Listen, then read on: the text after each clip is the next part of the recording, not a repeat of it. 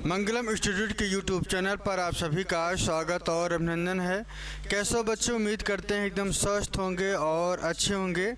जैसा कि मैं पहले आपको बता दिया कि हमारे पास अभी हमने जो टीजीटी पीजीटी का जो सिलेबस मैं लेके चला था, उस सिलेबस में लगभग हमने 5 वीडियो हमने टैक्सोनॉमी के जो चैप्टर्स थे उस पर हमने आपको बता दिया है। ठीक है, तो आज जो उसके आगे का जो टॉपिक है, जो उस पर जो कॉन्सेप्ट्स हैं, आज हम उस पर चर्चा करने वाले हैं। तो सभी लोग चैनल को एक बार अपने इस चैनल को सब्सक्राइब कर लीजिए और फटाफट अपना जो ये क्लास देखने के बाद आपको इस नोट्स को आपको केयरफुली तरीके से कंप्लीट करना है, बनाते रहना है। तो चलिए देखते हैं आज हम लोग जो चर्चा करने वाले हैं, खासकर टैक्सोनॉमी के अंतर्गत जो हमने बायोलॉजिकल क्लासिफिकेशन का जो कॉन्सेप्ट था वो छूटा हुआ था, तो आज हम उसी को पूरा करने वाले हैं। ठीक है, और मैं आपको बता दूं कि आप अपना नोट्स जो है वो प्रॉपर वे में बनाते रहिए। ठीक है, ताकि आपका कोई भी ऐसा जो है कॉन्सेप्ट छूटने ना पाए, क्योंकि वीडियो आप एक बार देखेंगे, लेकिन एक बार जब आप अपने नोट्स को प्रॉपर तरीके से बना लेंगे तो वहाँ पे आपको सारी चीज़ें जो है केवल आपको रिवाइज करना रहेगा एग्ज़ाम टाइम में। और मैं आपको बता दूं कि मैं पूरा जो सिलेबस है टीजीटी और पीजीटी जो बायोलॉजी का जो पूरा सिलेबस है, कंप्लीट सिलेबस को मैं आपके लिए कवर करूंगा। जैसे ही चैप्टर ख़त्म होगा उस पर हम आपको प्रीवियस प्रैक्टिस सेट भी कराएंगे। और एक चीज़, जो बच्चे इसके पहले हमारा वीडियो नहीं देखे हैं वो एक बार ज़रूर जाके उसको देख लें, क्योंकि बेसिक कॉन्सेप्ट्स को लेके चल रहे हैं और हम आपके लिए प्रयास कर रहे हैं कि बेहतरीन से बेहतरीन कॉन्सेप्ट को सरल से सरल तरीके से हम आपको सिखा दें। तो चलिए देखते हैं आज का जो टॉपिक है उस पर आज हम चर्चा करने वाले हैं। हमारा आज का टॉपिक है बायोलॉजिकल क्लासिफिकेशन। जैसा कि मैंने आपको पहले ही बोला है, उसी पे आज हम आपसे चर्चा करेंगे। तो एक एक पॉइंट को आपको नोट करते हुए चलना है। ठीक है, बायोलॉजिकल क्लासिफिकेशन, ये आपका चैप्टर है और इसमें ये जो कॉन्सेप्ट था टैक्सोनॉमी में कि ये जो बायोलॉजिकल क्लासिफिकेशन का टॉपिक था ये छूटा हुआ था, तो आज हम उसी पे चर्चा करने वाले हैं। तो सबसे पहले मैं आपको बता दूं कि आखिर जो बायोलॉजिकल क्लासिफिकेशन था इसका मोटिव क्या था। इसका सर मोटिव यही था कि बायोलॉजी के जो आगे आने वाली जो पीढ़ी है उसको बेहतरीन तरीके से इसको समझ पाए, लिख पाए, पढ़ पाए। समझ रहे, तो एक छोटा सा अच्छा किसी भी चीज़ का जो है शुरुआत करने के लिए, तो उसका शुरुआत कैसे किया गया, प्लांट को लिया गया और एनिमल को लिया गया, उनके जो मॉर्फोलॉजिकल कैरेक्टर्स थे उनको लिया गया और उसी कैरेक्टर के आधार पर एक शुरुआत किया गया कि क्लासिफिकेशन का जो रोल था उसको कंप्लीट किया गया। कैसे किया गया था इसी के बारे में आज हम आपसे कहेंगे। तो यहाँ पे बायोलॉजिकल जो क्लासिफिकेशन था ये 3 तरीके के रूल लाए गए, 3 तरीके के जो नियम थे वो लाए गए। और ये जो नियम था, यह नियम एंजियोस्पर्मिक प्लांट के आधार पर था। जितने भी फ्लावर प्रोड्यूसिंग प्लांट होते हैं उनको हम एंजियोस्पर्मिक प्लांट कहते हैं। उन्हीं प्लांट्स के ये 3 कैरेक्टर के आधार पर ही उनका वर्गीकरण किया गया। और कैसे कैसे, इन सभी मुद्दों पे आज हम आपसे चर्चा करेंगे। तो सबसे पहले जो आपको नोट करना है वो नोट करना है आर्टिफिशियल क्लासिफिकेशन। ध्यान रखिएगा, आर्टिफिशियल क्लासिफिकेशन, ये आपको याद करना है। सबसे पहले आपको यही वाला पॉइंट याद कर लीजिए कि आर्टिफिशियल क्लासिफिकेशन दिया गया, पहला रूल लाया गया, क्योंकि ये शुरुआती था और इसी वजह से इसे आर्टिफिशियल सिस्टम कहा गया। इसके बाद जो दूसरा नियम लाया गया था वो नेचुरल, ध्यान रखिएगा, नेचुरल क्लासिफिकेशन था। और क्लास आपको अच्छी लगे तो आप लाइक और कमेंट ज़रूर करिएगा यदि कोई आपको कन्फ्यूजन हो। ठीक है, ये दूसरा नियम था। तीसरा नियम जो है फाइलोजेनेटिक, ध्यान रखिएगा, phylogenetic classification. Phylogenetic classification. Classification के आधार पर इनका वर्गीकरण किया गया है। तो 3 आधार बनाए गए और ये जो क्लासिफिकेशन किया गया था किस आधार पर, जैसा कि मैंने अभी आपको बताया कि ये जो भी कैरेक्टर था, जो इतने भी लिए गए थे खासकर क्लासिफिकेशन के लिए, तो यहाँ पे जो प्लांट का उपयोग किया गया था वो एंजियोस्पर्म वाले थे। कैसे थे? एंजियोस्पर्म वाले प्लांट थे और उन्हीं प्लांट को लेके इनका क्लासिफिकेशन का शुरुआत किया गया था। तो सबसे पहले मैं आपको बता दूं कि आर्टिफिशियल क्लासिफिकेशन ये जो क्लासिफिकेशन था, यहाँ पे कुछ ऐसे कैरेक्टर लिए गए फ्लावर के जिनके आधार पर आर्टिफिशियल क्लासिफिकेशन किया गया। दूसरा नेचुरल क्लासिफिकेशन। नेचुरल क्लासिफिकेशन की हम बात करें तो यहाँ पे जितने भी उपलब्ध कैरेक्टर थे, अवेलेबल कैरेक्टर थे, उनके आधार पर नेचुरल क्लासिफिकेशन किया गया।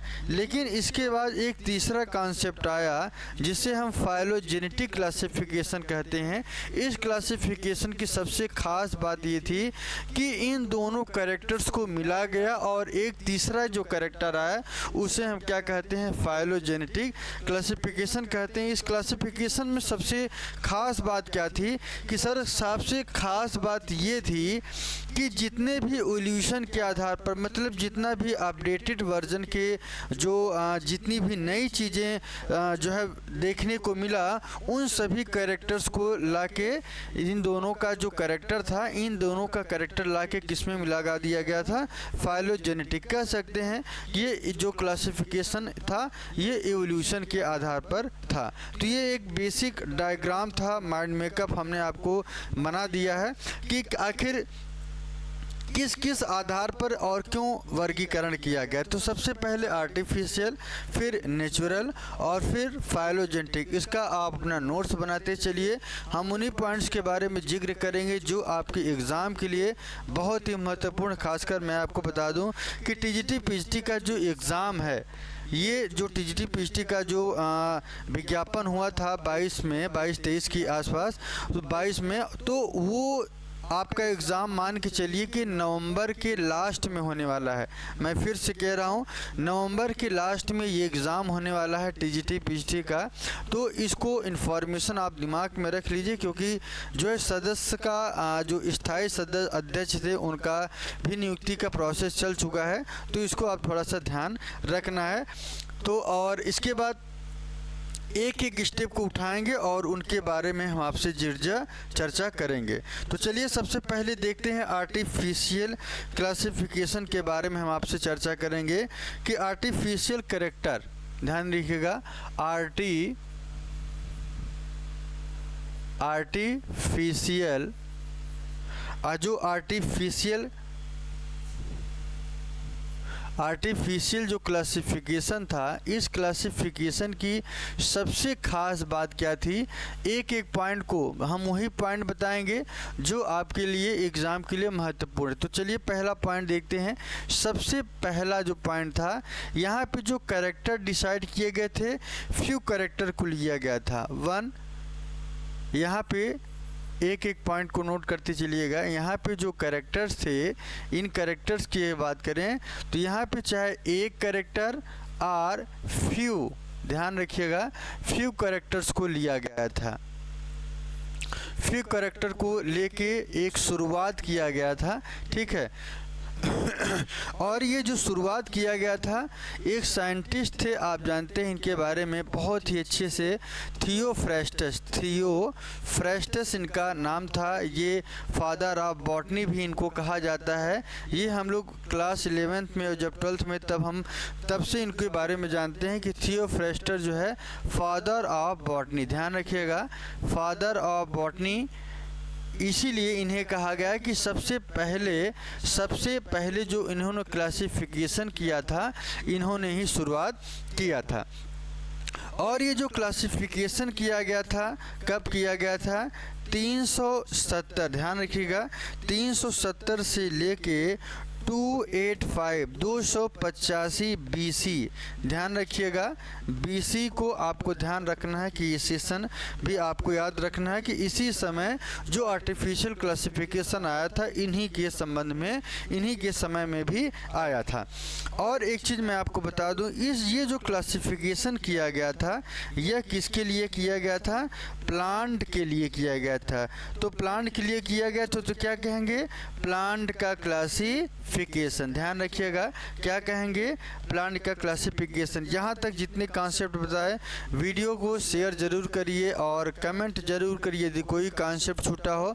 दूसरी बात, लाइक ज़रूर कर दीजिएगा ताकि आपको नोटिफिकेशन बराबर मिलता रहे इस चैनल के माध्यम से, ठीक है। तो ये 4 पॉइंट आपको नोट कर लेने हैं। और ये जो क्लासिफिकेशन किया गया था प्लांट का, क्या क्या लिया गया था, क्योंकि मैंने आपको शुरू में ही मैं आपको बता चुका हूँ कि जो कैरेक्टर्स लिए गए थे, क्या लिए गए थे? हर्ब लिया गया था, हर्ब्स लिए गए थे, श्रब लिया गया था, श्रब्स लिया गया था, ठीक है, और ट्री। ध्यान रखिएगा, ट्री। ये 3 कॉन्सेप्ट क्यों? क्योंकि मैंने आपको बताया कि ये जो 3 कॉन्सेप्ट थे, प्लांट के शुरुआती जो कैरेक्टर से जो देखा गया, जो मॉर्फोलॉजिकली देखा गया था, वो यही थे, हर्ब थे, श्रब थे और ट्री थे। इन्हीं 3 कैरेक्टर्स को आधार बनाकर एक शुरुआत किया गया। कहते हैं कि चलने के लिए जब भी हमको चलना होगा तो शुरुआत क्या करेंगे? एक बेसिक से स्टार्ट करना, मतलब शुरुआत कर दीजिए, चाहे किसी भी तरीके से हो, उसका वजूद क्या होगा, उसकी ओपनिंग क्या होगी, ये सेकेंडरी मैटर है। लेकिन शुरुआती ये है कि इन्होंने भी वही काम किया कि प्लांट का जो क्लासिफिकेशन था, इन्होंने अपना स्टार्टअप यहाँ से कर दिया था। धीरे धीरे चीज़ें अपडेट हुई, परिवर्तन हुआ। उसमें क्या हुआ उसको थोड़ा सा देख लीजिएगा। इसके बाद अगला जो पॉइंट है इसको नोट करते चलिएगा। इसमें जो अगला पॉइंट था, इनके द्वारा एक बुक लिखा गया था। उस बुक का नाम जो है हिस्टोरिया प्लांटेरम। ध्यान रखिएगा, हिस्टोरिया प्लांटेरम, हिस्टोरिया प्लांटेरम, ये इनकी बुक का नाम था। इसको आपको नोट करना है, प्लांटेरम, ठीक है। ये इनका किताब था और इस किताब के बारे में इन्होंने सबसे पहले बताया था कि हिस्टोरिया प्लांटेरम एक इनकी किताब थी और इस किताब में इन्होंने जितना भी अपना था उन सारी बातों को इन्होंने जिक्र किया था जो क्लासिफिकेशन में इन्होंने किया था। इसके बाद एक और चीज़ मैं आपको बता दूं कि यहाँ पे एक और साइंटिस्ट थे, कैरोलस लिनियस थे। इन्होंने भी अपना योगदान दिया था। इसको भी थोड़ा सा यहाँ पे एक चीज़ मैं आपको बताने चल रहा हूँ। कार्लस लिनियस, इनके बारे में तो आप जानते ही होंगे, बहुत ही चर्चित व्यक्तित्व इनका रहा है, खासकर बॉटनी और बायोलॉजी के संपर्क में, क्योंकि 2 किंगडम सिस्टम का जो स्टार्टअप किए थे इन्होंने ही किया था। अभी वहाँ पे हम आपको और कुछ ऐसी बातें बताएंगे। इन्होंने जो प्रयोग किया गया था 1707, ध्यान रखिएगा, 1707 से लेकर 1778 के बीच में इन्होंने अपना काम कंप्लीट किया था, ठीक है। क्या किया था कैरोलस लिनियस साहब ने, ये आपको ध्यान रखना है। इन्होंने कई किताबें दिए थे, उन किताबों को भी थोड़ा सा मैं जिक्र कर देता हूँ। एक किताब थी इनकी सिस्टेमा नेचुरेई, सिस्टेमा, यहाँ पे एक चीज़ बताने वाला हूँ, मेरे दिमाग में भी आया, तो सिस्टेमा नेचुरेई, ये आपको ध्यान रखना है, ठीक है, सिस्टेमा नेचुरेई। और दूसरा हॉर्टस अपलैंडिकस, हॉर्टस अपलैंडिकस, ये इनके मुख्य किताबें थी और इसी आधार पर इनको भी रखा गया था। और फिलोसोफिया बोटैनिका, फिलोसोफिया बोटैनिका, ये भी आपको याद रखना है, ठीक है। ये भी इनकी बहुत ही महत्वपूर्ण बुक थी। और एक चीज़ मैं आपको बता दूं कि जेनरम प्लांटेरम भी इन्हीं के साथ लिख लीजिए। क्या लिखना है? जेनरम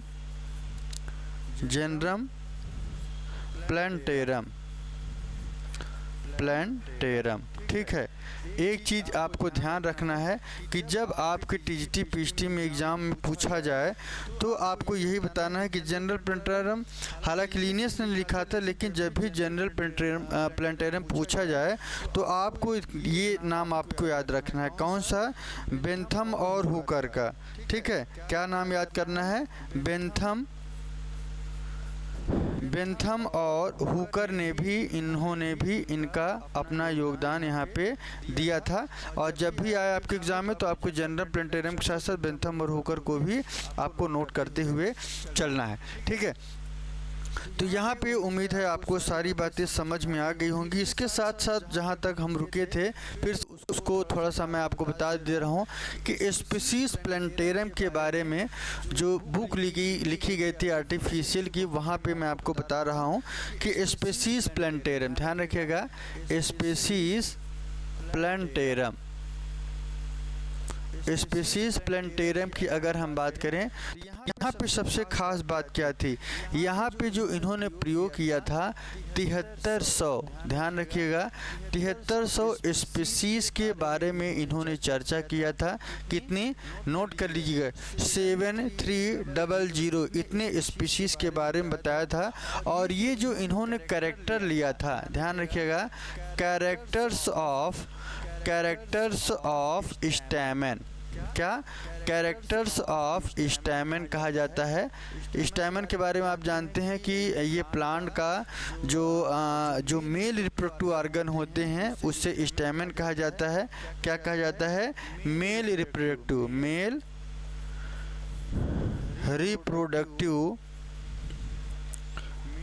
रिप्रोडक्टिव ऑर्गन इसे कहा जाता है। किसे कहा जाता है, स्टैमेन को। आप इसे एक और नाम से जानते हैं जिसका नाम है एंड्रोसियम। मैं आपको बता दे रहा हूँ ताकि आपके दिमाग में बैठ जाए, एंड्रोसियम, ठीक है। और एक नाम से जानते हैं माइक्रोस्पोरोफिल, अगर हम फ्लावरिंग प्लांट्स के अगर हम वहाँ पे जाएंगे तो इसे एक और नाम से जानते हैं माइक्रोस्पोरोफिल के भी नाम से जानते हैं। तो यहाँ पे इन्होंने जो कैरेक्टर लिया था, ध्यान रखिएगा, यहाँ पे जो इन्होंने स्टैमेन्स का कैरेक्टर लिए थे, ये इनके क्या क्या पॉइंट लिए थे, यहाँ से बगल में आप नोट कर लीजिएगा। एक था इनकी संख्या के आधार पे, नंबर के आधार पे, दूसरा फॉर्म के आधार पर इनका रूप क्या होता है, संख्या और नंबर, और तीसरा एक और चीज़ लिया था साइज के आधार पे, एक चीज़ और आप जोड़ सकते हैं कलर के आधार पर, ठीक है। तो ये 4 कॉन्सेप्ट को इन्होंने लिया था और इन्हीं 4 कॉन्सेप्ट के आधार पर इन्होंने अपना क्लासिफिकेशन किया, ठीक है। तो ये चारों चीज़ को आपको ध्यान रखना है। कौन किया था, species planetarium artificial system of classification किया गया था। किसके आधार पर किया गया था, स्टैमेन के आधार पर किया गया था। क्योंकि स्टैमेन क्या था कि थोड़ा सा ये डिफरेंट था और डिफरेंट कैरेक्टर्स होने की वजह से, क्योंकि सबके स्टैमेन जितने भी मेल रिप्रोडक्टिव ऑर्गन की अगर हम बात करें फ्लावर में, तो सभी का ये कैरेक्टर जो था एकदम पूरी तरीके से ये अलग था, ठीक है। यहाँ पे किसी बच्चे को यदि कोई कन्फ्यूज़न हो तो करीब आप ज़रूर अपना कमेंट ज़रूर करिए। मैं पूरा बायोलॉजी का पूरा सिलेबस ख़त्म करूँगा, प्रैक्टिस ईयर के साथ ख़त्म करूँगा। और कैसा लग रहा है ये हम क्लास। और यहाँ पे देखिए एक चीज़ मैं आपको बता दूँ कि यहाँ पे जितना भी कॉन्सेप्ट हम देने वाले हैं वो सब के सब आपके एग्ज़ाम से ही रिलेटेड हैं। कहीं हो सकता है कि एक स्टेप आगे हो सकता है एक स्टेप पीछे हो, या हो सकता है एग्जैक्ट क्वेश्चन ही आया। तो हम 3 स्टेप लेके चलेंगे और इन्हीं 3 स्टेप को आपको फॉलो करना है। तो चलिए इसके बाद आगे की तरफ चलते हैं। और एक चीज़ मैं आपको बता दूं कि जब ये मेल रिप्रोडक्टिव ऑर्गन लिया गया तो इसी ऑर्गन की वजह से, इसी कैरेक्टर की वजह से एक नाम दिया गया था, जो नोट कर लीजिएगा मोस्ट इम्पॉर्टेंट है। क्या है, मोस्ट इम्पॉर्टेंट पॉइंट है। यहाँ पे आपको क्या नोट करना है ये मैं यहाँ पे लिख दे रहा हूँ। मैंने आज जैसा कि बताया कि मेल रिप्रोडक्टिव ऑर्गन है, तो इनका जो कैरेक्टर लिया गया था सेक्सुअल कैरेक्टर। कैसा था, सेक्सुअल कैरेक्टर। तो इसी वजह से लीनियस का ये जो ग्रुप किया गया था, ये सेक्सुअलिटी सिस्टम ऑफ क्लासिफिकेशन भी से कहा गया। नोट कर लीजिएगा, बहुत ही इम्पोर्टेंट है। सेक्सुअलिटी ऑफ प्लांट क्लासिफिकेशन भी इसी को कहा गया था, ठीक है।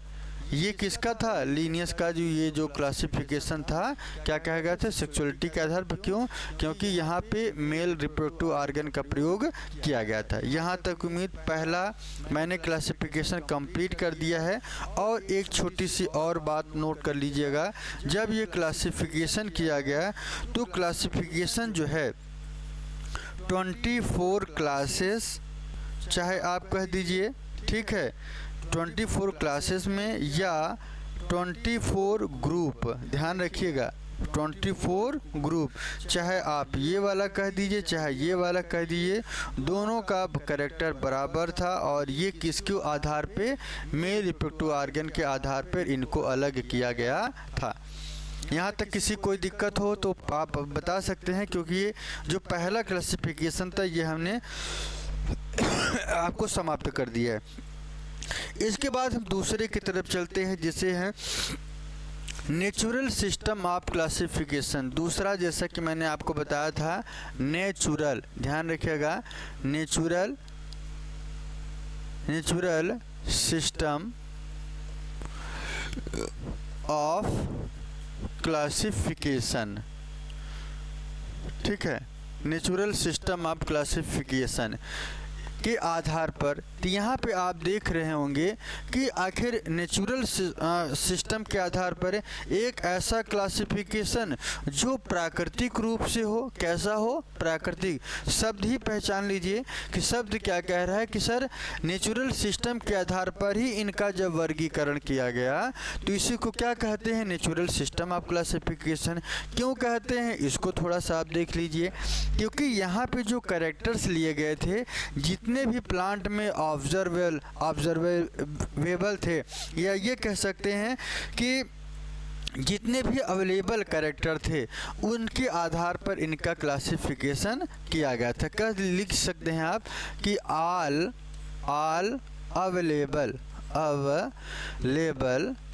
अवेलेबल जो कैरेक्टर थे उनके आधार पर इनका जो क्लासिफिकेशन किया गया था, इनके आधार पर किया गया था। क्योंकि यहाँ पे जितने भी कैरेक्टर थे ये सब उपलब्ध कैरेक्टर थे, कोई ऐसा कैरेक्टर नहीं था जो न दिखाई दे, खासकर नेचुरल सिस्टम वाले में, ठीक है। तो ये आपको ध्यान रखना है। और ये सबसे पहले फर्स्ट टाइम जो अडॉप्ट किया गया था, फर्स्ट टाइम, मैं आपसे फर्स्ट टाइम जो अडॉप्ट किया गया था, इसको थोड़ा सा आपको ध्यान रखना है। एक साइंटिस्ट थे जिनका नाम था BL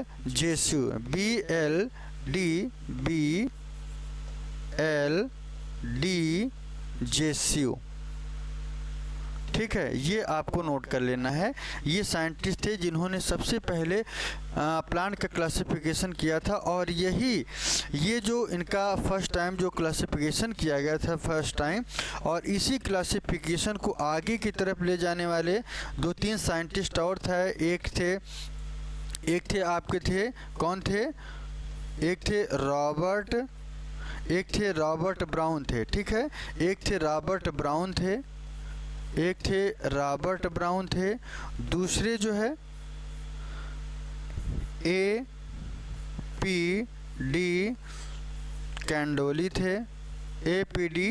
कैंडोली थे। 2 ऐसे साइंटिस्ट थे जिन्होंने इनका जो कार्य था इसमें इनको फॉलो किए ये लोग, और फॉलो करने के बाद क्या किए, इस अपने काम को ये और आगे की तरफ ले गए, ठीक है। ध्यान रखिएगा, रॉबर्ट ब्राउन और APD कैंडोली, ये ऐसे 2 साइंटिस्ट थे जिन्होंने इनके कार्य को आगे बढ़ाया। और सबसे ख़ास बात, इन्होंने जो काम किया था 161, ये बहुत इम्पोर्टेंट है, 161 एंजियोस्पर्म को लिया था। क्या लिया था, 161 एंजियोस्पर्म को लिया था। ये आपको ध्यान रखना है। इतने प्लांट पे इन्होंने रिसर्च किया था, कोई दिक्कत तो नहीं है।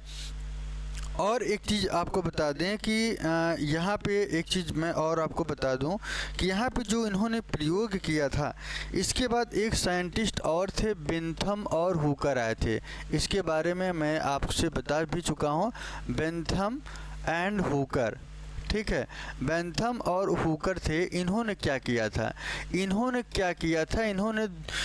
जो है कई किताबें लिखी और उसमें कई तरीके के वॉल्यूम्स है। वो वॉल्यूम क्या था, ध्यान रखिएगा कि इन्होंने जेनरा प्लांटेरियम, इनके सबसे महत्वपूर्ण और मोस्ट, यहाँ पे आप चाहे हैच लगा लो या आप स्टार लगा लो, ये कई बार पूछा गया है कि जेनरम प्लांटेरम कौन लिखा था। जेनरम प्लांटेरम बुक के राइटर कौन थे, प्लांटेरम कौन लिखा था। जेनरम प्लांटेरम जो बुक थी, सबसे पहले मैं आपको बता दूं कि बेंथम और हुकर ने इन्होंने लिखा था, ठीक है। ये आपको याद रखना है,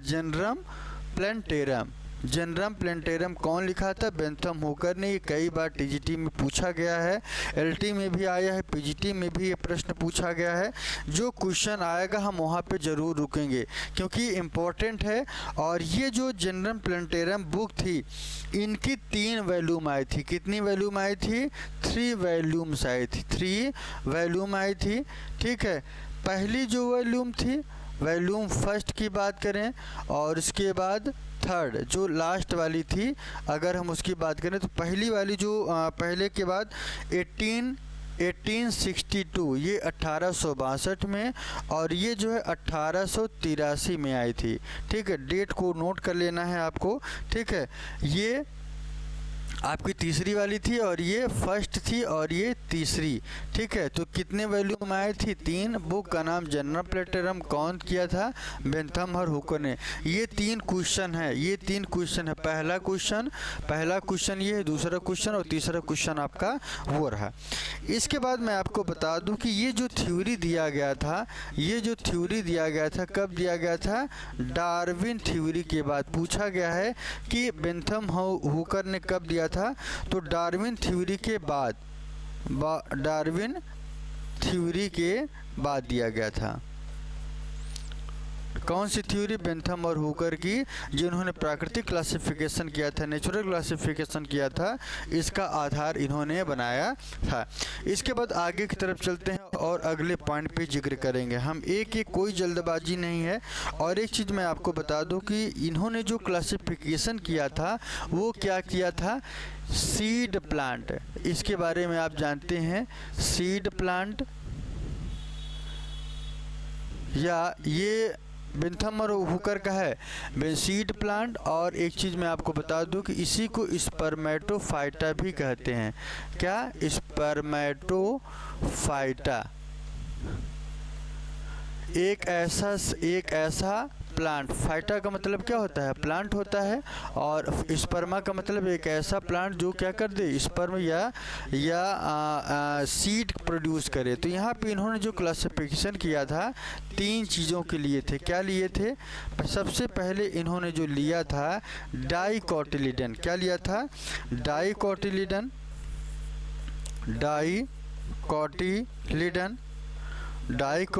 लिया था। और यहाँ पे मोनोकोटिलिडन, यही एक ऐसे साइंटिस्ट थे जिन्होंने सबसे अलग क्या किया था कि डाइकॉट और मोनोकॉट के बीच में जिम्नोस्पर्म को रख दिया था। फिर से मैं कह रहा हूँ, जिम्नोस्पर्म को इन्होंने रख दिया था। कब रख दिया था, डाइकॉट और मोनोकोटिलिडन के बीच में क्या रखा गया था, जिम्नोस्पर्मा को रखा गया था। ये आप ध्यान रखिएगा, बहुत ही महत्वपूर्ण है और ये एक परीक्षा में पूछा भी गया है। मोस्ट इम्पॉर्टेंट, हम जितने चीज़ जिक्र करेंगे सब के सब आपके परीक्षा के दृष्टिकोण से महत्वपूर्ण होंगे, ठीक है। इसके बाद थोड़ा सा ये प्रश्न पूछा गया है कि डाइकोटिलिडन और मोनोकोटिलिडन के बीच में जिम्नोस्पर्मा आया, कौन किया था, सीड और प्लांट का जो क्लासिफिकेशन किया गया था, और ये कौन किया था, बेंथम और हुकर ने। तो वहाँ पे इस चीज़ का जिक्र किया गया था, तो ये विकल्प में पूछा भी गया है।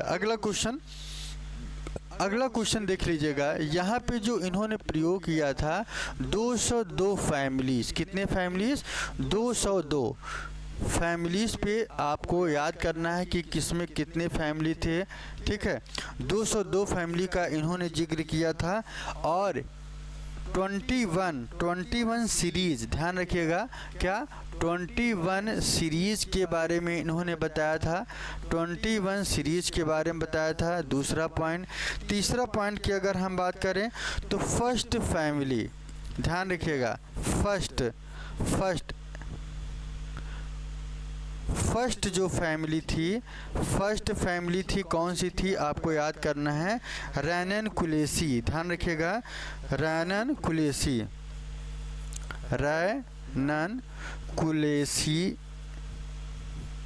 ठीक है, ये आपको याद रखना कि ये फर्स्ट फैमिली थे। और इंड फैमिली, ध्यान रखिएगा, इंड मतलब अंतिम जो फैमिली थी, अगर उसकी हम आपसे चर्चा करें तो इंड फैमिली कौन सी है, ग्रैमिनेई और पोएसिएई, ग्रैमिनेई, या इसी का नाम और है पोएसिएई, ठीक है, ये आपको ध्यान रखना है, ठीक है। तो इसको आपको ध्यान रखना है कि sir 202 family, 21 series, first family रैनन-कुलेसी थी और इनकी जो अंतिम फैमिली थी वो ग्रैमिनेई और पोएसिएई। जो बच्चे नए हैं वो चैनल को सब्सक्राइब कर ले। और मैं आपको एक चीज़ और बता दूं कि जो हमारी ये जो क्लास आपको है डेली रात के 8 बजे मिलेगी। कितने बजे? डेली रात के 8 बजे मिलेगी। और मैं आपसे एक चीज़ और वादा करने जा रहा हूँ कि मैं बहुत ही जल्द एनसीईआरटी के जो लाइन टू लाइन उसको भी हम यहाँ पे कंप्लीट कराने वाले हैं। ये बड़ी खुशी की बात है आपके लिए कि एनसीईआरटी का भी एक एक लाइन को हम डिस्क्राइब करेंगे और आपके लिए समझाएंगे। चलिए आगे की तरफ चलते हैं। अगला 2 तो कंप्लीट हो चुका है। इसके बाद एक और क्लासिफिकेशन था फाइलोजेनेटिक। तीसरा याद है? क्या याद है? Phylogenetic classification. फाइलोजेनेटिक क्लासिफिकेशन ये एक ऐसा क्लासिफिकेशन था जो चाहे आप आर्टिफिशियल की बात कर लें चाहे नेचुरल क्लासिफिकेशन की बात करें, इन दोनों कैरेक्टर्स को मिक्स करके लाया गया। इसमें क्या था कि ये जो कैरेक्टर था इवोल्यूशनरी, ध्यान रखिएगा,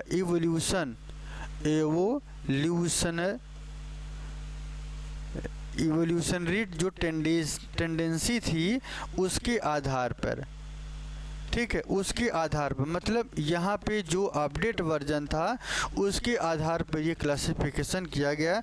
और इस क्लासिफिकेशन को क्या कहा गया था? Evolutionary tendency. और ये आई कब थी? डार्विन ने एक कॉन्सेप्ट दिया था, आपको याद होगा कि ओरिजिन ऑफ स्पीशीज के बारे में, ठीक है। चार्ल्स डार्विन, इनके बारे में आप जानते हैं। ये जो चार्ल्स डार्विन थे इन्होंने क्या किया था कि ओरिजिन ऑफ स्पीशीज, ध्यान रखिएगा, ओरिजिन ऑफ स्पीशीज के बारे में इन्होंने बताया था। और उसी के बाद ये जो कॉन्सेप्ट दिया गया था, कब दिया गया था? यहाँ पे डेट अवश्य नोट कर लीजिएगा, 1859 में इस बुक को ओरिजिन ऑफ स्पीशीज के बारे में इन्होंने बताया। और ये चार्ल्स डार्विन के द्वारा दिया गया था। ये कब आया? इसी के बाद ये जो एवोल्यूशन के आधार पर जो वर्गीकरण किया गया था फाइलोजेनेटिक का, ये इन्हीं के बाद आया था। मैं फिर से कह रहा हूँ, आप देख लीजिएगा कि चार्ल्स डार्विन एक ऐसे साइंटिस्ट थे जिन्होंने ओरिजिन ऑफ स्पीशीज का कॉन्सेप्ट दिया कि स्पीशीज की उत्पत्ति कैसे हुई। ये कब दिया गया था? 1859 में दिया गया था। और ये जो इनका आधार था ये क्या था? एवोल्यूशन के टेंडेंसीज के आधार पर किया गया था, ठीक है। और इसके साथ यहाँ पे और भी कई साइंटिस्ट हैं, उनका भी हम आपसे जिक्र करेंगे यहाँ पे, ठीक है। यहाँ पे देख लीजिएगा, एक थे इचलर, आपने सुना होगा, इचलर थे, प्रेंटल थे, नोट करते चलिए कौन कौन थे। एक थे इचलर थे। दूसरे साइंटिस्ट का नाम हो, दूसरे जो साइंटिस्ट थे इचलर, एंगलर, तीसरे प्रेंटल, ठीक है, 3। और चौथे का नाम आप नोट करिएगा, चौथे का नाम रेंडल्स एंड बेसे। क्या? रेंडल्स एंड बेसे, ये आपको याद करना है, ये भी इनको भी आपको याद करना है। रेंडल और बेसे ये भी साइंटिस्ट थे और इसके साथ साथ कुछ और लोग थे। कौन थे? 5 हो गए, 6वां नंबर और 7वां नंबर। एक थे, आप जानते हो कि ए एल ताकतजन के बारे में के जानते हैं, या पहले लिख लीजिए हचिनसन थे। और उसके बाद ए एल ताकताजन थे, ठीक है। इसके बाद और एक और नोट लीजिए, क्या? क्रॉनक्विस्ट,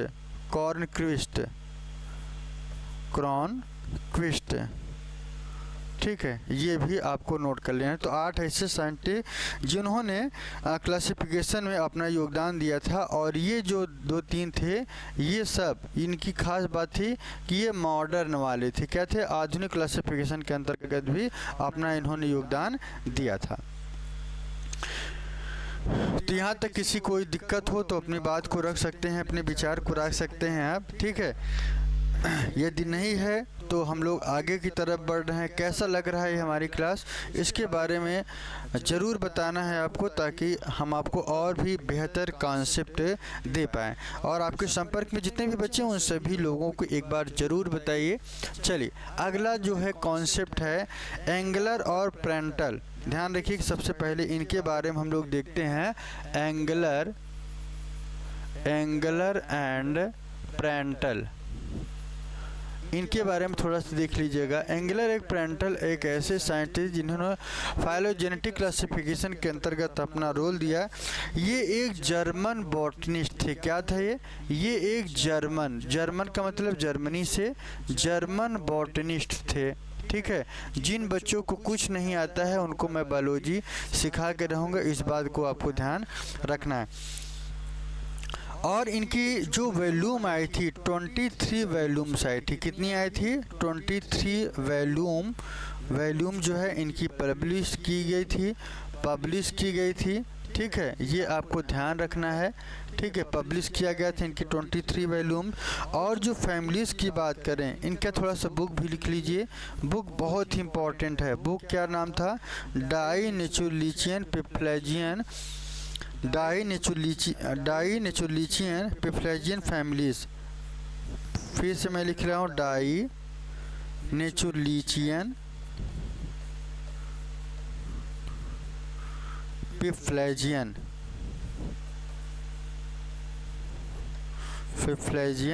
फैमिली। बहुत ही इम्पोर्टेंट है इनकी ये किताब, और इस किताब को आपको आपके दिमाग में होना चाहिए, ठीक है। डाइनेचुरलिचियन पिप्लेजियन फैमिलीज़, ये इनकी किताब थी। जर्मन बॉटनिस्ट थे। 23 वॉल्यूम इनकी पब्लिश की गई थी। और बुक की बात करें तो डाइनेचुरलिचियन पिप्लेजियन इनका जो बुक था, ये आपको याद रखना है। और इन्होंने जो अध्ययन किया था, इन्हें प्लान की अगर हम बात करें तो 280 फैमिली, ध्यान रखिएगा, 280 फैमिलीज़ के बारे में इन्होंने सबसे पहले बताया था।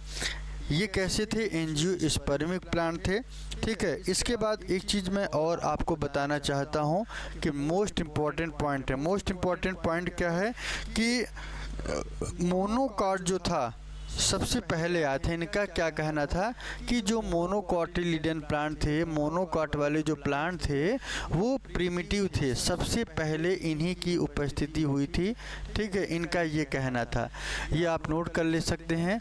और एक चीज़, इनके अनुसार पेंडेनेलिस, ध्यान रखिएगा, पेंडेनेलिस जो है, पेंडेनेलिस की बात करें सबसे प्रिमिटिव ऑर्डर था। कैसा था? प्रिमिटिव ऑर्डर था। कैसा था? प्रिमिटिव ऑर्डर था। ये भी आपको नोट करना है। उसके बाद एक और है, आपको याद करना था कि कैम्पेनुलेट ये जो है, एक ठो और लिख लीजिए इन्हीं के साथ में,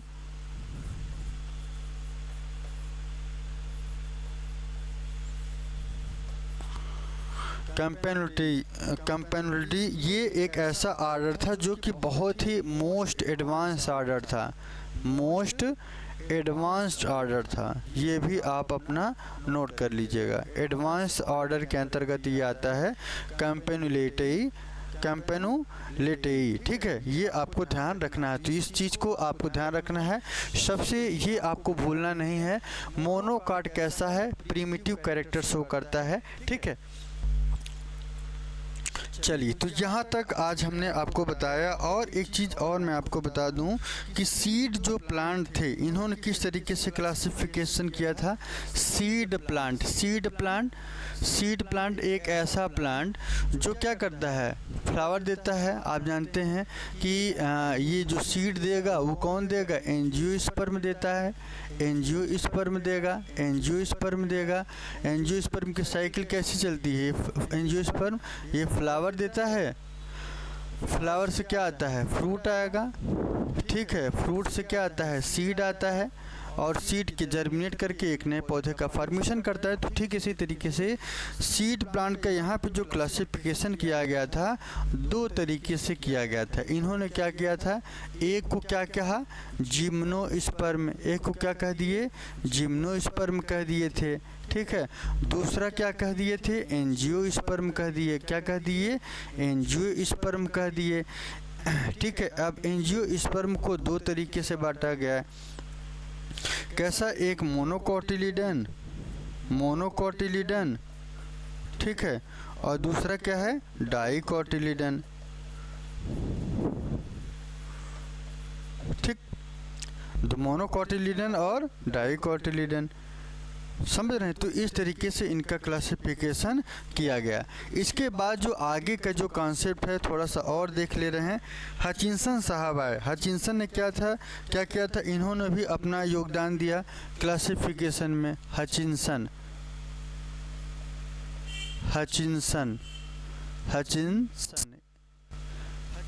एक ऐसे साइंटिस्ट थे जो क्या थे कि डायरेक्टर थे रॉयल बोटेनिकल गार्डन, आपने पढ़ा होगा। ये एक डायरेक्टर थे किसके, रॉयल बोटेनिकल गार्डन क्यों इंग्लैंड, आपने इसका नाम सुना होगा, इसी के ये डायरेक्टर थे। रॉयल बोटेनिकल गार्डन, और ये कहाँ पे है, क्यू इंग्लैंड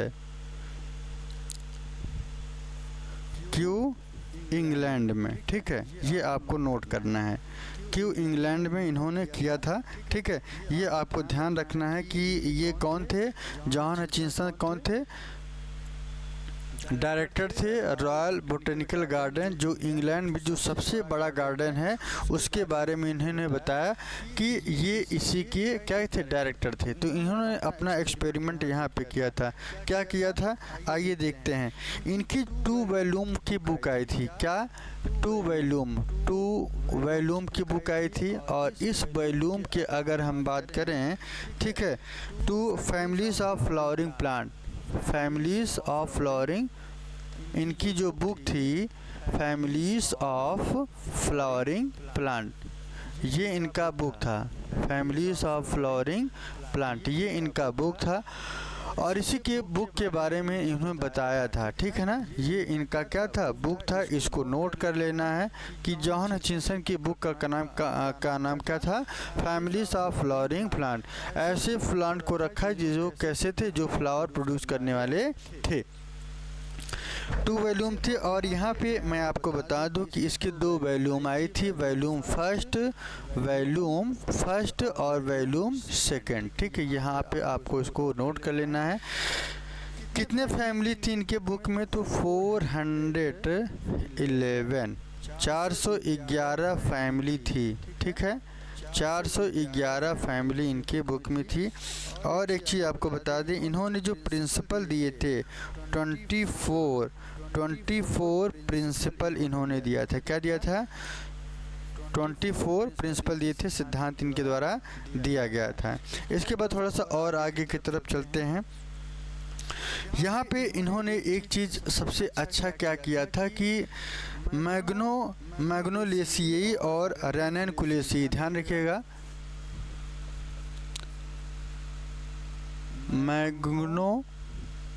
मैग्नोलिसिएई और एक और था रैननकुलेसिएई, ठीक है, रैननकुलेसिएई एंड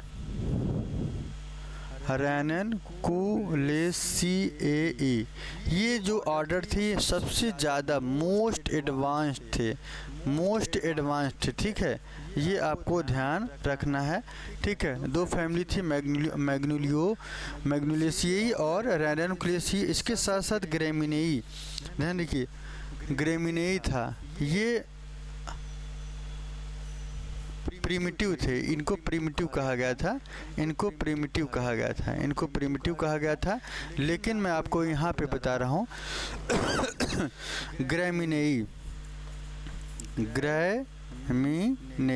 ग्रैमिनेई की खास बात इन्होंने क्या बताया था कि ये एक बहुत ही ज़्यादा मोस्ट एडवांस कह सकते हैं, यहाँ पे जो उन्होंने यूज किया था मोस्ट एडवांस्ड इन्होंने कैरेक्टर लिया था, ठीक है। ग्रैमिनेई फैमिली, मैग्नोलिसिएई, रैननकुलेसिएई प्रीमिटिव थे, लेकिन ग्रैमिनेई की बात करें तो सबसे ज़्यादा एडवांस ये ऑर्डर था, ठीक है। इसके साथ हम आपको एक चीज़ और आज बताने वाले हैं, यहाँ पे क्लासिफिकेशन कैसे किया गया टू किंगडम, ठीक है, वो भी आज करके ख़त्म करेंगे इस चैप्टर के बारे में, ताकि अगली बार जब हम आपके पास आएँ तो वहाँ पे हम आपको इसी चैप्टर का आप रिवाइज कर लीजिएगा, और रात के 8 बजे हम आपका क्लासिफिकेशन इसी टॉपिक का हम जो है प्रीवियस ईयर के जो क्वेश्चंस हैं उनका डिस्कशन यहीं पे करेंगे, ठीक है। तो इसको आपको नोट कर लेना है। और एक चीज़ और, कुछ पॉइंट्स और हैं यहाँ पे, एल ताकताजन, एल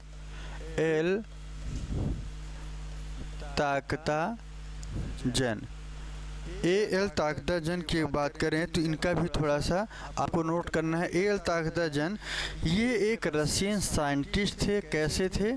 3-4 पॉइंट आपको नोट करना है। एक रशियन थे, ये कैसे थे? रसिया के थे, रशियन साइंटिस्ट थे।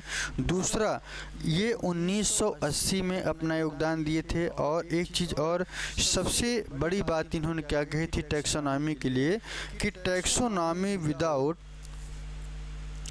Taxonomy without phylogeny. इन्होंने क्या कहा था इस फिल्म में?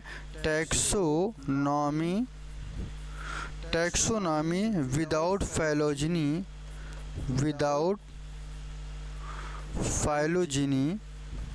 फाइलोजेनी किसके इक्वल था पता है? किसके इक्वल था? Bone without flash. ये आपको थोड़ा सा, इसको मैं हाईलाइट कर दे रहा हूँ। क्या करना है आपको? बोन विदाउट फ्लैश, ये इन्होंने कहा था इसके बारे में। बोन विदाउट फ्लैश, ये आपको ध्यान रखना कि हड्डी बिना मांस की होती है। ये कौन कहा था? एल ताकताजन ने कहा था।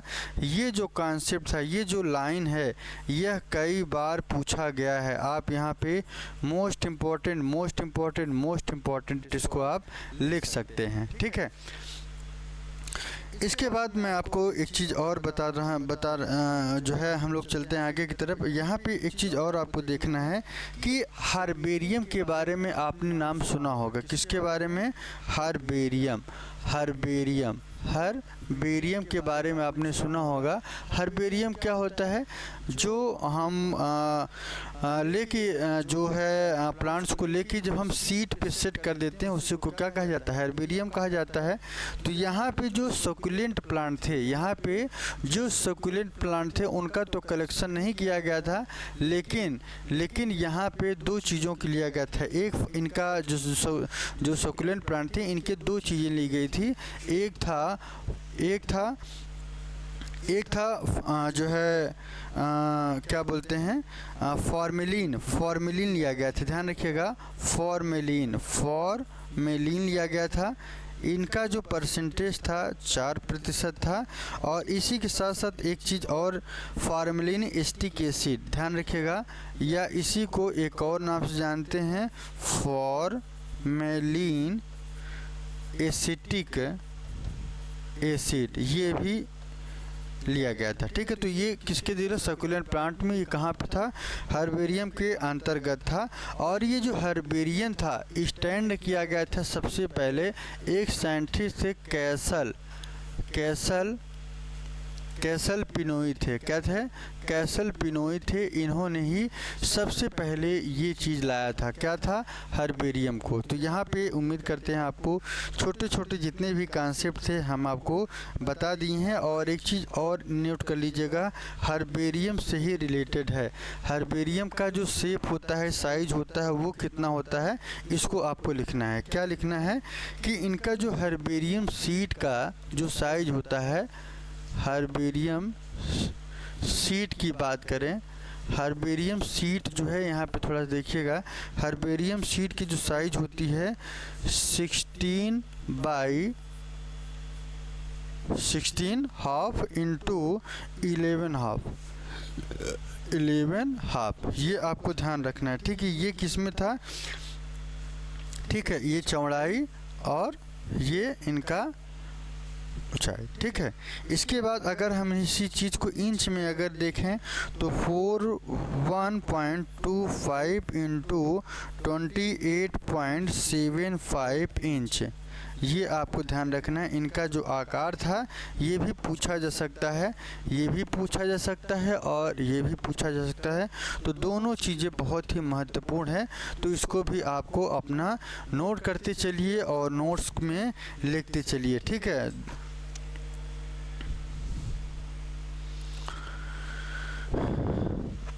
ठीक, यहाँ पे मैंने आपको सारी चीज़ें हमने आपको बता दिया है। जितने भी संभावित क्वेश्चन थे वो आ सकते थे वो हमने बताया। ठीक है, इसके साथ साथ एक चीज़ और मैं आपको बताने वाला हूँ, उसको भी थोड़ा सा देख लीजिए। ठीक है, वो क्या देखना है कि आपने एक चीज़ देखा होगा कि 2 किंगडम सिस्टम और 3 kingdom system, 4th kingdom system, 6th kingdom system कौन दिया था, ये थोड़ा सा देख लीजिएगा। यहाँ पे जो सबसे पहले जो किंगडम सिस्टम क्लासिफिकेशन है, 2 किंगडम क्लासिफिकेशन किया गया था। इसमें 2 चीज़ें थी।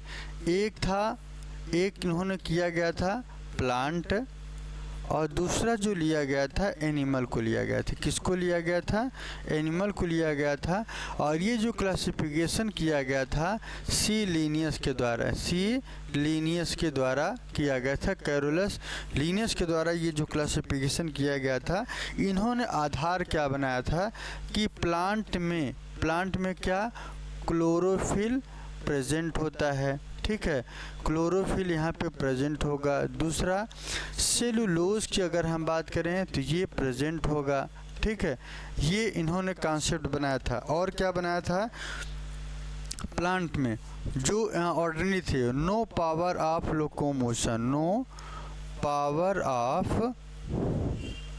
लोकोमोशन के बारे में इनको हमने बताया था। तो सेम यही चीज़ यहाँ पे भी था, यहाँ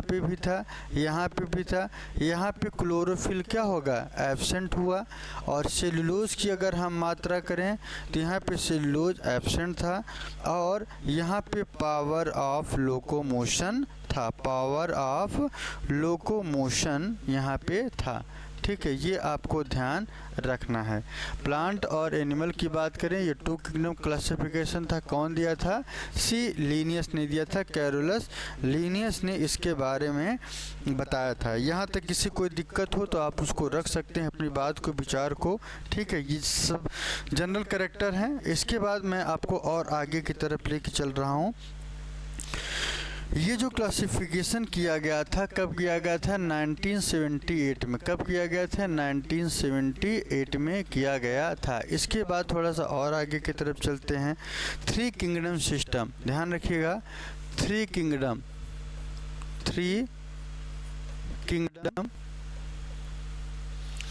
किंगडम सिस्टम के अंतर्गत लाया गया था। ये सिस्टम कौन दिया था आप जानते हो तो अगर जान रहे हैं तो कमेंट ज़रूर करिए। अर्नेस्ट हेकल एक साइंटिस्ट थे जिन्होंने इसके बारे में बताया। और ये कब आया था? 1866 में। ठीक है, इसके साथ इन्होंने जो क्लासिफिकेशन किया था, इन्होंने जो आधार बनाया था, क्या बनाया था? प्रोटिस्टा, प्लांट और animal. Protista, protista, protista, plant और एनिमल।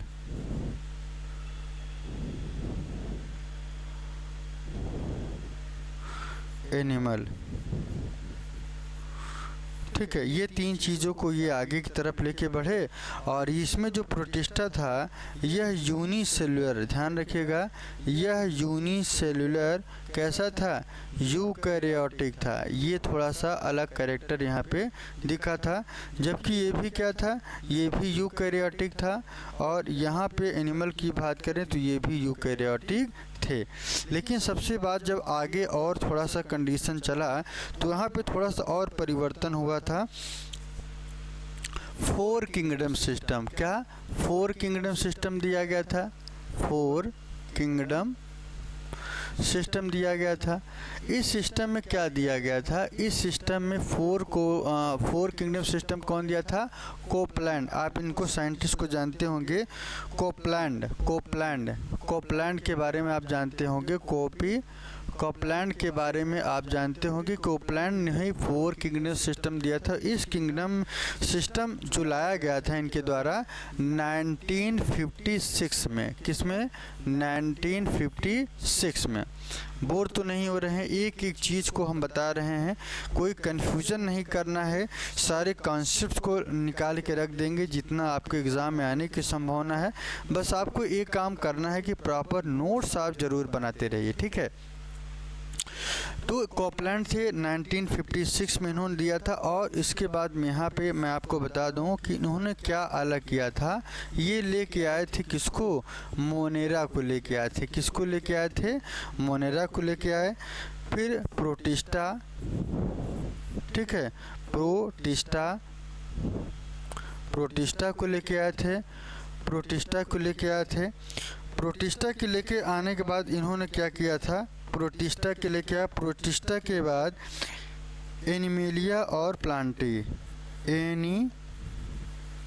एनिमेलिया और प्लांटी, ये लेके ये आए थे, ठीक है। तो यहाँ पे जो मोनेरा था, मोनेरा में इन्होंने BGA और साइनोबैक्टीरिया को लेके आए थे। ये क्या था? प्रोकैरियोटिक था। कैसा था?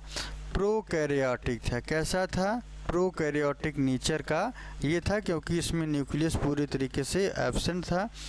प्रोटिस्टा के बारे में मैंने पहले बता चुका हूँ कि ये कैसा कैरेक्टर था। ये यूकैरियोटिक, और ये भी कैसे थे? यूकैरियोटिक थे, और ये भी यूकैरियोटिक था। तो सबसे अलग जो आया था, कोपलैंड ने क्या किया था? मोनेरा को अलग किया, जिसमें ब्लू ग्रीन एल्गी या साइनोबैक्टीरिया को रखा था, जो कैसे थे? प्रोकैरियोटिक नेचर में थे।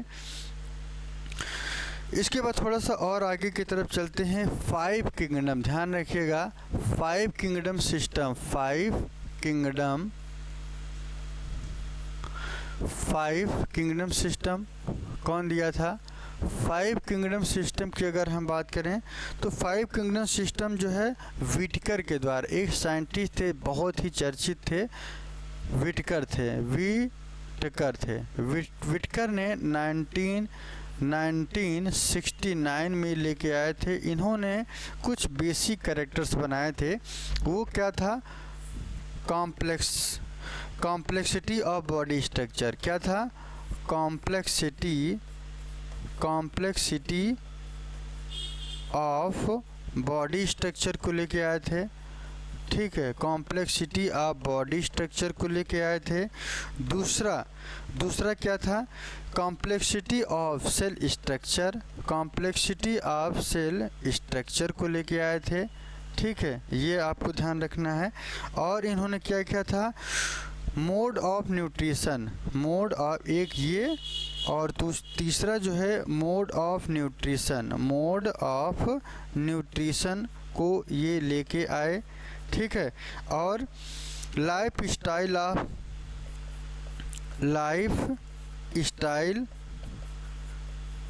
ऑफ पैटर्न, जो इनका जीवन का पैटर्न था वो लेके आए। तो ये 4 कैरेक्टर, पहला दूसरा कैरेक्टर, तीसरा कैरेक्टर और ये चौथा, 4 कैरेक्टर्स लेके आए और इन्हीं 4 कैरेक्टर के आधार पर इन्होंने अपना क्या क्या किया, क्लासिफिकेशन किया। यहाँ पे किसी को कोई अगर डाउट हो तो अपनों बात को आप रख सकते हैं, ठीक है। अगला एक चीज़ और थोड़ा सा नोट कर लेना है आपको, बाकी तो सब डिटेल में हम चर्चा करेंगे जब वो टॉपिक आएगा तब, लेकिन यहाँ पे हम उन्हीं पॉइंट्स के बारे में चर्चा कर रहे हैं जो आपके लिए महत्वपूर्ण है। एक था रेड टाइड क्यों आता है समुद्र में, जो रेड गैनोकेलेक्स का नाम आपने सुना होगा,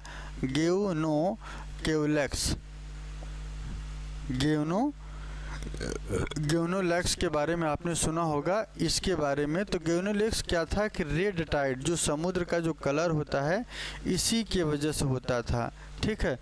ये क्यों होता था, ये बायोल्यूमिनेसेंस प्रॉपर्टी शो करता था। कैसा प्रॉपर्टी शो करता था, बायोल्यूमिनेसेंस प्रॉपर्टी शो करता था। ये आपको नोट कर लेना है, ठीक है। बायोल्यूमिनेसेंस प्रॉपर्टी ये शो करता था, ठीक है। यहाँ पे आपको ध्यान रखना है। अगर एग्जाम्पल की बात करें तो फिज़ेरम, एग्जाम्पल में फिज़ेरम आपको याद कर लेना है। फिज़ेरम ये है क्या है, जो बायोल्यूमिनेसेंस प्रॉपर्टी शो करता है और इसी वजह से इनका जो कलर था वो रेड कलर में दिखाई देता था, ठीक है। इसके साथ मैं आपको कुछ और पॉइंट्स को मैं आपको बताने वाला हूँ। 5th के बाद जो एवोल्यूशन की जो टेंडेंसी थी, थोड़ा सा इसको भी नोट कर लीजिए आप। एवोल्यूशन की जो टेंडेंसी थी वो किस आधार पे चला था। सबसे पहले जो नीचे का जो ग्राफ था प्रोजीनोट, ध्यान रखिएगा, प्रोजीनोट किया गया था। इसके बाद जो इनका क्लासिफिकेशन किया गया था मोनेरा, किस में किया गया था, मोनेरा में। इसके बाद जो क्लासिफिकेशन किया गया था प्रोटिस्टा, किस में किया गया था, प्रोटिस्टा, ठीक है, प्रोटिस्टा। और इसके आगे की तरफ और जब चीज़ें बढ़ी तो प्लांट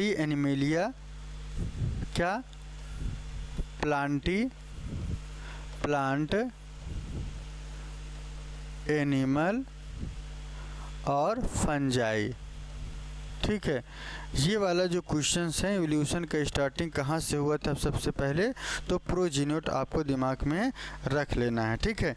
इसके पहले आगे की तरफ चल रहे हैं और 6 किंगडम सिस्टम, 5th के बाद एक और सिस्टम दिया गया था, 6 किंगडम सिस्टम दिया गया था। यहाँ पे जो साइंटिस्ट थे कार्लोस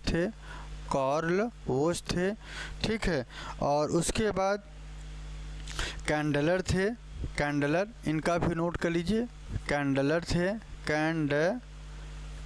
थे, ठीक है। एक और लोग थे उनका नाम एमएल वेल्स ये थे। इन्होंने 1990 में क्लासिफिकेशन किया था।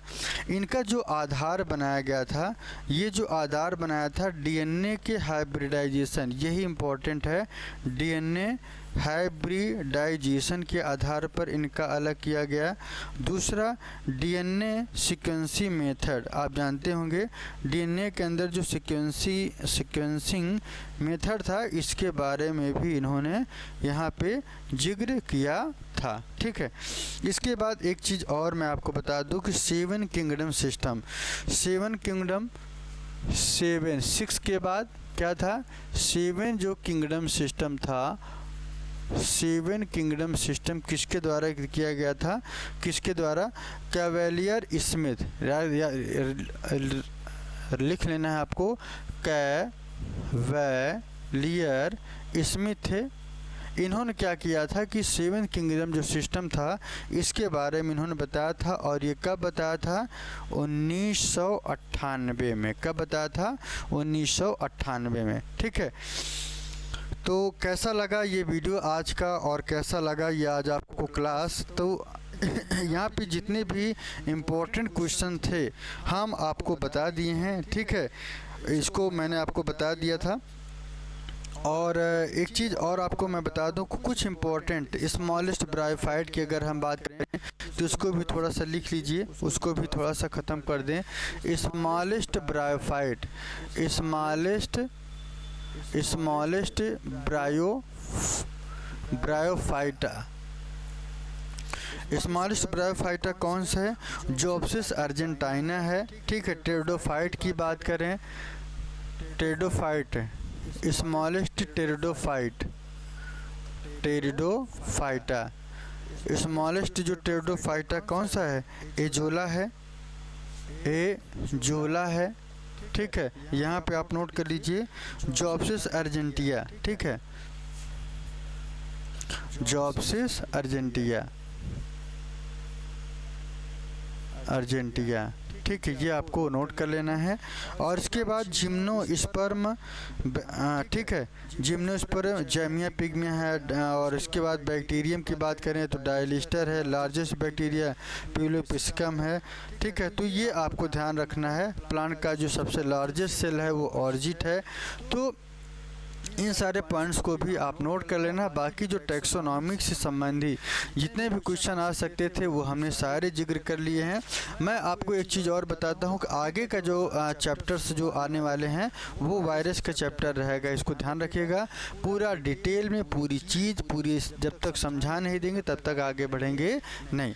तो आज के लिए इतना ही। जिन बच्चों को कुछ नहीं पता है वो भी पढ़ सकते हैं, उनको कोई दिक्कत नहीं, कोई चीज़ छूटेगा नहीं। ठीक है, इस बात का ध्यान। तो कैसा लगा आज का ये क्लास हमारा, आप इसके बारे में बताइए। ठीक है, अगला क्लास वायरस का होगा। धीरे धीरे हम स्टेप बाय स्टेप चीज़ों को लेके चलते रहेंगे। तो रक्षाबंधन के त्यौहार का आपको सभी को ढेर सारी शुभकामनाएं, और आपका जो परिवार जो है सकुशल स्वच्छ बना रहे। तो आज के लिए इतना ही, फिर मिलेंगे एक नए वीडियो में नए कॉन्सेप्ट के साथ। Bye bye and take care.